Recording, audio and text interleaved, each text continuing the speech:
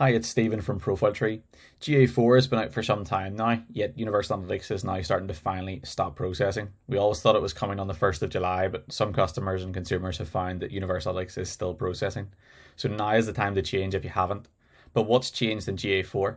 Well, very quickly, number one is it's a brand new data model based on events and user engagement. Bounce rate has been replaced and instead has went with average engagement time, and users and sessions are managed based on users' interactivity with your website.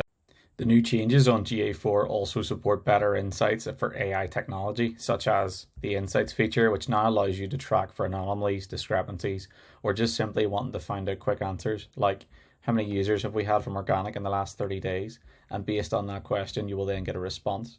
This is now going to update into your home dashboard, where you'll start to see some form of any challenges or problems that might be conversion events or user opportunities. Stay tuned to find out more on what GA4 is for your business and how you can use it to promote and understand your website traffic.